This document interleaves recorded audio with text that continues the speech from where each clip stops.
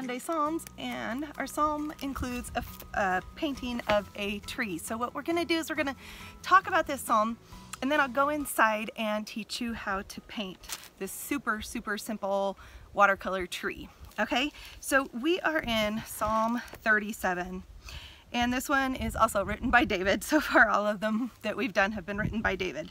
Excuse me, it is warm today. I'm thirsty.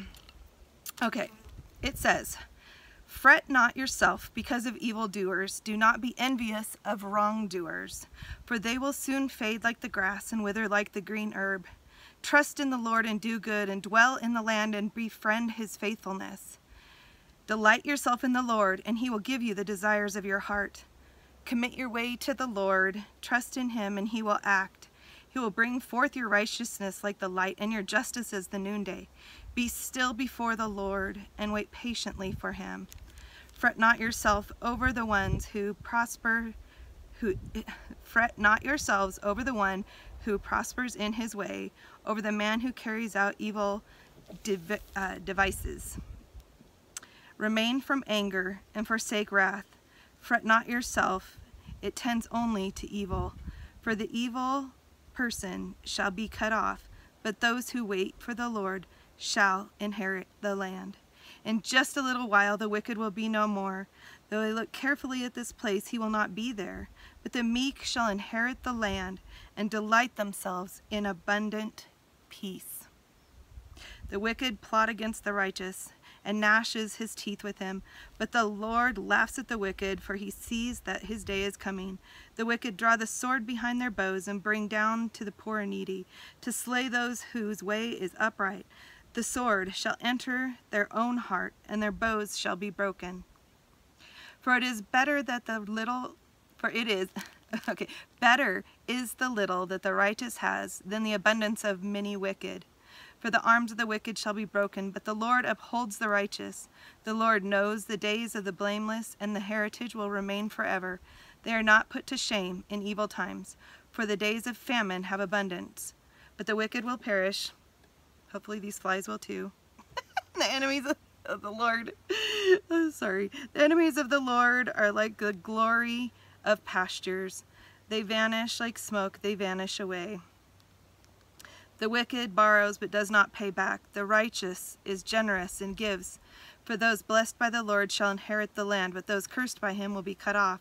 The steps of a man are established by the Lord, when he delights in his way. Though he fall, he shall not be cast headlong, for the Lord upholds his hand.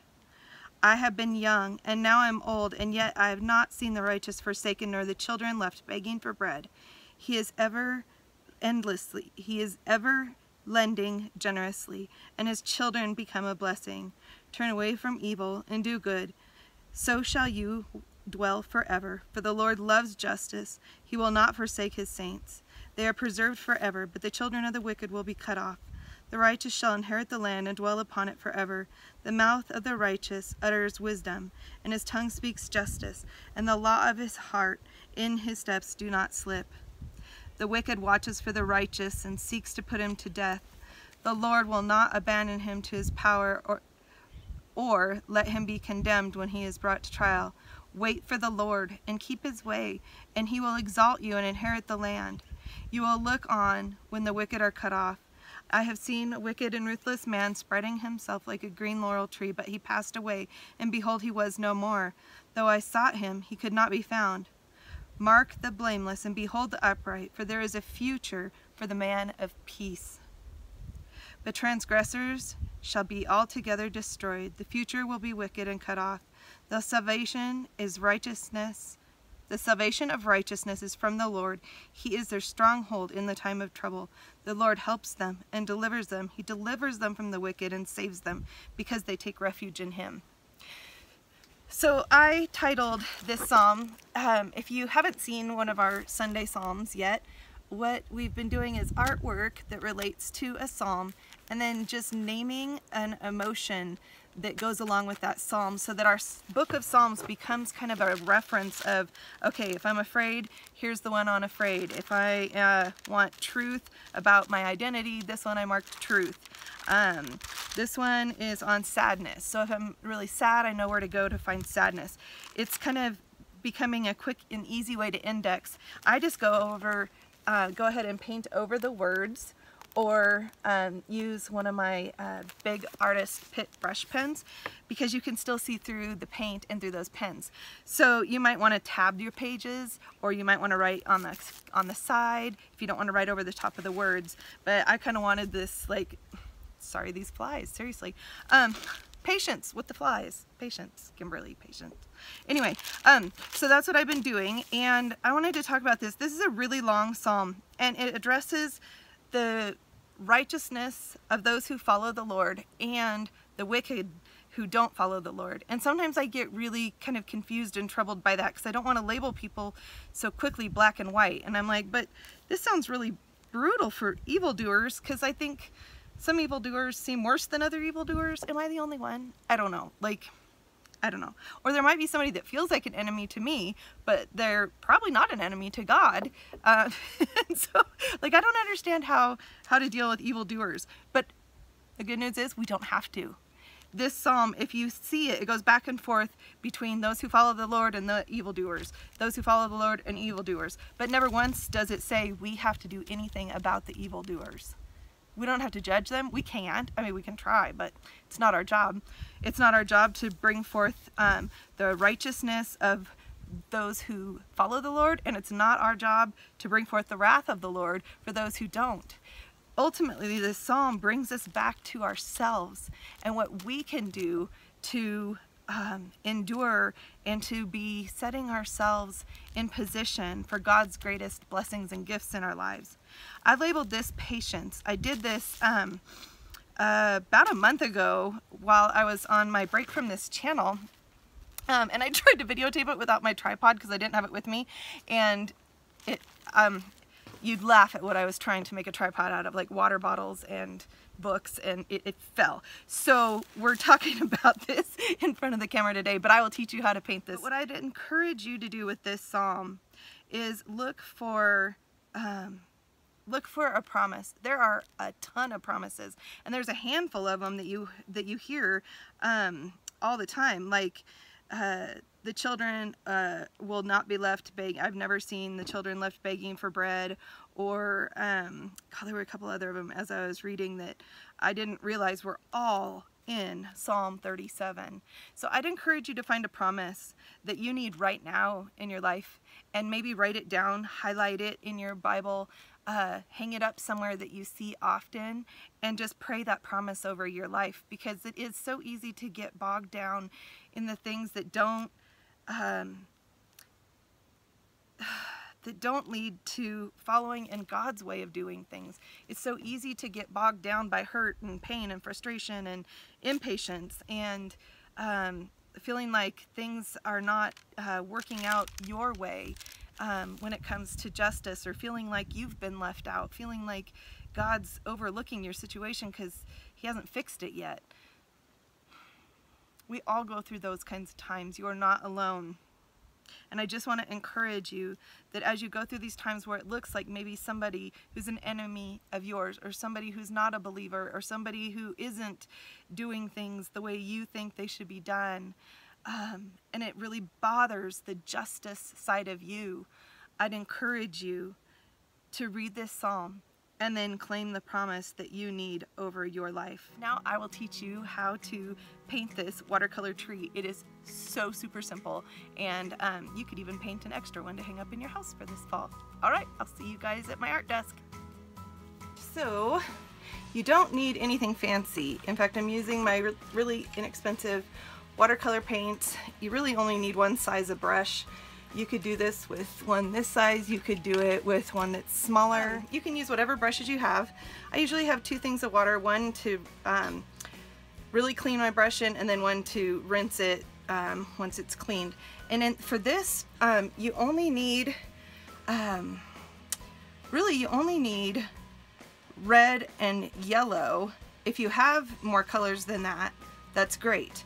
But let me show you what you can do if you just have a couple of primary colors. We can do quite a bit. So I'm going to do some mixing here in the palette. The red. And there are fall trees with red in them, so I'm just going to start out. I try to keep one of my waters pretty clear. Let's work on this side of the page. I'm just going to put some water down on the page so the watercolor paints can kind of do what they do. And they'll just kind of spread. They won't spread quite as beautifully on Bible paper as they do on watercolor paper, but that's okay. Then what I'm going to do is take yellow, just in case you don't have orange. We're going to add that to the red, because of course that's going to make orange. We're going to add some of that in our tree. And I am intentionally leaving some white spaces where we will go in and we will make a brown to put in our tree. Do you guys see how I'm just dotting this all over? Now if you do have, you do want to take some yellow too, you can go ahead and just take some plain straight yellow. We can add that in. It'll mix really pretty with the red and the orange that are already there. Anybody can paint this tree, I'm telling you. And anybody will know it's a tree, a fall tree, by the time you get it done. It's not like you just put a bunch of blobs on your paper and then somebody walked by and went, what's that? So, if you don't have brown paint, I do have brown paint here, but if you don't have brown paint, you can take green and mix it with your reddish, yellowish. So we can mix red. We mix red and green. This is a little trick. We can get a nice brown color. Look at that. And it has a really, the more green you put in it, the more kind of earthy, olivey green you're gonna get. Then if you feel like it's too green, you can put a little bit more red back in it. And that's gonna give you kind of more of a reddish brown. And you can even change it as you use it. So let's start painting the trunk of the tree. For trunks, I just like to keep it pretty simple. And then let's add a little bit more green to this. And then in these little spaces where there's some white space left, I'm just gonna take this up and make some branches through there. And since this green is a little bit more, this brown is a little bit more green, I'm gonna add it to the trunk. Because, you know, trees have all sorts of different shades of brown in them too, so makes it just a teeny bit more realistic. And you guys, look at that. It is, honest to goodness, that simple. Now I made a picket fence on mine. Another thing I like to do when I do these kind of fall leaf colors, here's a fun orange that I already have mixed up. Oh, no, that's not a fun orange. Not enough color.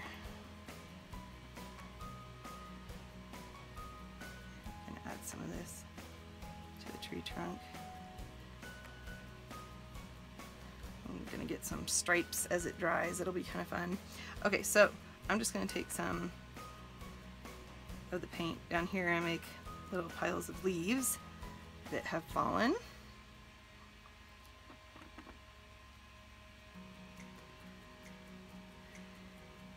Like the red in this kit isn't super red, so what I can do if I really want red in here is go back and just saturate it and not like add much water at all. Kind of dot some more red back in.